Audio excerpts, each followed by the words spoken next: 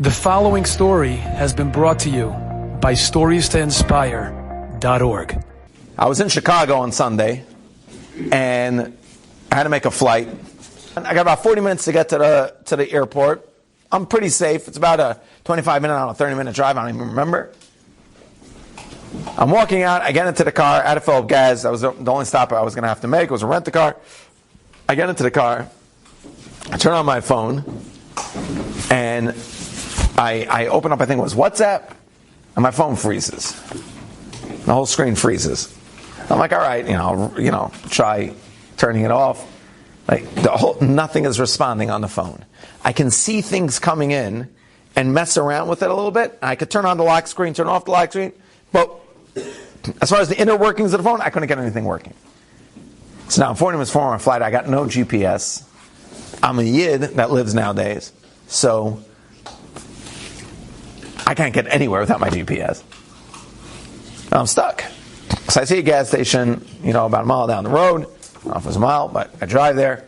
I get gas, and I asked the guy. Yeah, I asked directions. They were all, even in the gas station, they were looking at me and they're like, I don't know, we're going to have to call Pa out. No one's asked directions for about 30 years. And no one knew what I was saying. Finally, there was one Russian guy there who said to me, he goes, okay, I'll tell you how to go. I drive Uber. I was like, perfect. I don't know. I didn't ask. That's how distraught I was. I didn't ask him if he was Ukrainian or Russian. And he gives me directions, not such simple directions. And I was pretty sure the pronunciation of the streets might have been suspect. So I drive out, I drive around, I get onto what I think might be the highway. I'm driving, and I'm bugging out the whole time. I'm like, Rabbi, what do you want from me? All I want now, if I miss this flight, by the way, I have to wait till the next morning. Which means I know the Muslim guys, the only flight I was going to be able to get, I was checking already.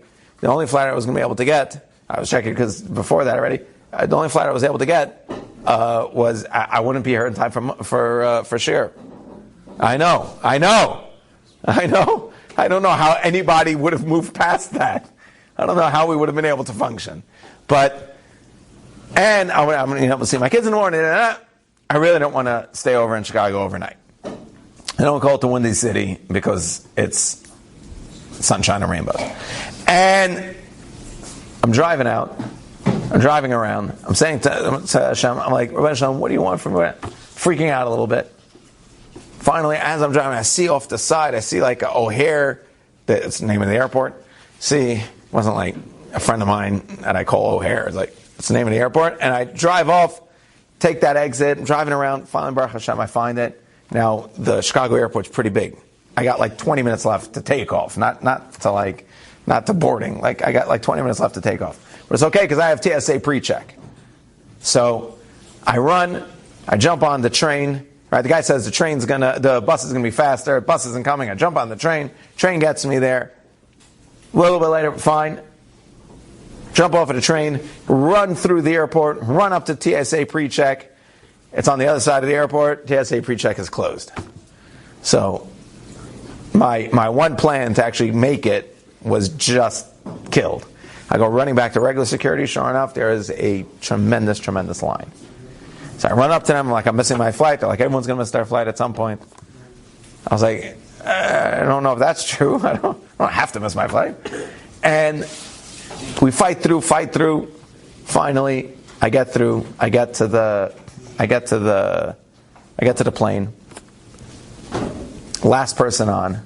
Because I was the last person on, everyone was mixed seats. The flight attendant was just sit in that one. And she gave me economy plus. Oh. Because she saw I'm a gentleman of assertion, I think is the word. I like fancy things in my life, so I got economy plus. It wasn't such a big deal. And as you can tell, I'm very tall, so I was able to stretch my legs out. And sitting in economy plus, right before takeoff, my phone rings. It was actually Rabbi Kutov. And I was able to answer the phone if someone called. I can't call anyone. I couldn't anything. But I was able to answer, because that part of the screen, for whatever reason, was working. And I answered Rabbi Kutov's call, and he said, why don't you just do a hard reset? And I said, why don't you just do a hard reset? And he goes, that's on your phone, genius. Why don't you just? And he tells me how to do it. Sure enough, I do it. My phone resets. And Baruch Hashem was working fine. And I was thinking to myself, I'm like, and then I went deeper into this. I'm like, why couldn't Rabbi Kutov just, of all the times Rabbi Kutov calls me, why couldn't he just call me, an hour before that? And I could have done this. I would have been calm. I realized something. I'm sitting there complaining to Hashem, yelling at him. What? Why, God? Why? Why are you doing this to me? I'm just trying to get home. Teach Torah. I want to see my kid. I realized I was yelling at Hashem so loud, I wasn't listening to his response. Hashem was saying to me, you don't need your GPS. You don't need it.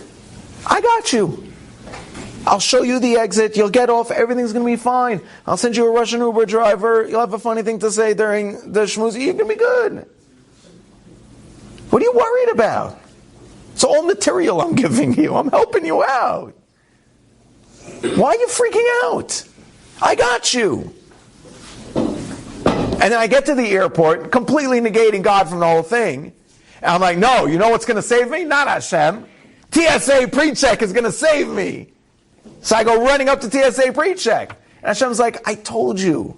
I got this. You don't need TSA pre-check. You don't need Waze. You don't need anything.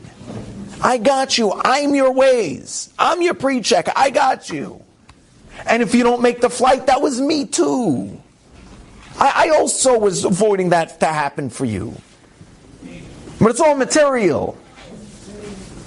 It's for a reason. Enjoyed this story? Come again. Bring a friend. StoriesToInspire.org